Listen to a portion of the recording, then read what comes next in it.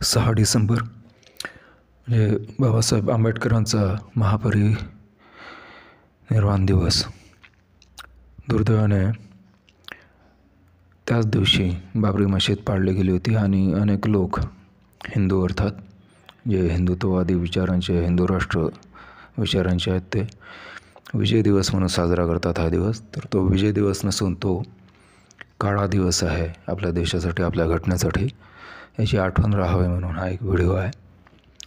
तर बाबासाहेबांच्या निमित्ताने मी एक लेख लिहिला होता, त्याच्यातील थोडा भाग मी तुम्हाला मुद्दामून वाचून दाखवतो, जो सध्याच्या काळासाठी फार उपयुक्त आहे. 25 नोव्हेंबर 1949 साली घटना समितीच्या वादविवादाला उत्तर देण्यासाठी भाषण करताना आंबेडकरांनी काही महत्त्वाचे मुद्दे मांडले होते. पहिला मुद्दा होता भारतीय स्वातंत्र्याच्या संदर्भात. ते म्हणाले की जर भारतीय जनतेने आपल्या पक्षाचे मत राष्ट्रहिताच्या पेक्षा श्रेष्ठ मानले तर भारतीयांचे स्वातंत्र्य दुसऱ्यांदा धोक्यात येईल आणि कदाचित ते कायमचे नष्ट होईल. तरी रक्ताचा शेवटचा थेंब शरीरात असेपर्यंत आपण आपल्या स्वातंत्र्यासाठी लढण्याचा निर्धार केला पाहिजे. दुसरा मुद्दा होता विभूती पूजेचा. देशात प्रचलित असणाऱ्या निर्बुद्ध आणि आंधळ्या विभूती पूजेविरुद्ध आंबेडकर इशारा देत म्हणाले की ज्या थोर लोकांनी आयुष्यभर राष्ट्राची सेवा केली त्यांच्याविषयी कृतज्ञता बाळगण्यात काही गैर नाही, परंतु त्या कृतज्ञतेस काही मर्यादा असते. आयरिश देशभक्त ओकानेल यांनी म्हटल्याप्रमाणे आपल्या आत्मप्रतिष्ठेचा बळी देऊन कोणीही मनुष्य कृतज्ञ राहू शकत नाही. आपल्या शीलाचा बळी देऊन कोणीही स्त्री कृतज्ञ राहू शकत नाही आणि आपल्या स्वातंत्र्याचा बळी देऊन कुठलेही राष्ट्र कृतज्ञ राहू शकत नाही. दुसरं कोणत्याही देशापेक्षा भारतात ही सावधगिरी बाळगणे अत्यंत आवश्यक आहे, कारण भारतामध्ये राजकारणात विभूतीपूजेचा इतका जबरदस्त परिणाम होतो की तसा परिणाम जगातील कोणत्याही दुसऱ्या देशाच्या राजकारणात होत नाही.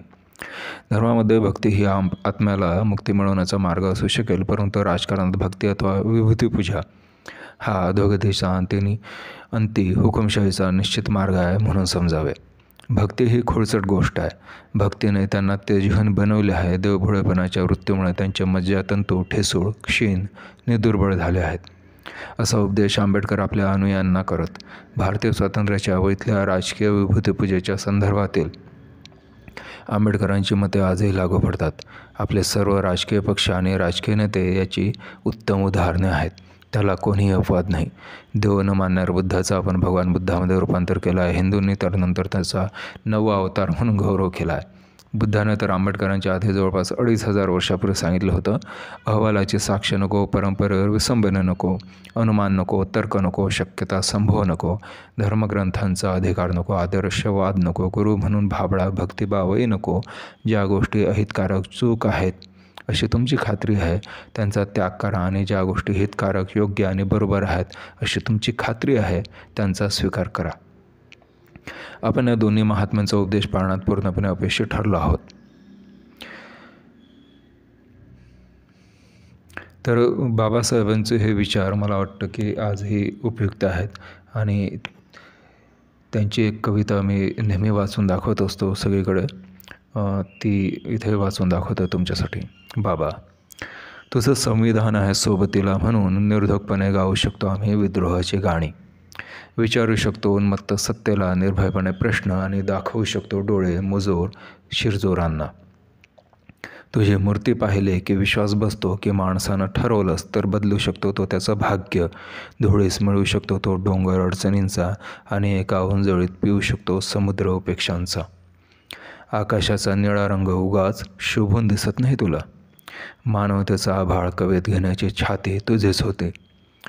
तुझ्याच पावलात होती तिन्ही जग पादाक्रांत करण्याची जिद्द. कोणाच्याही मस्तकावर पाय न देता, कोणाचाही बळी न घेता. तुला बाबा म्हटलं तरी तुझ्या मिठीत आईचंच वात्सल्य जाणवतं सदर. त्याच मायानं तू ओरडलास, चिडलास, रडलास सर्व वंचितांसाठी.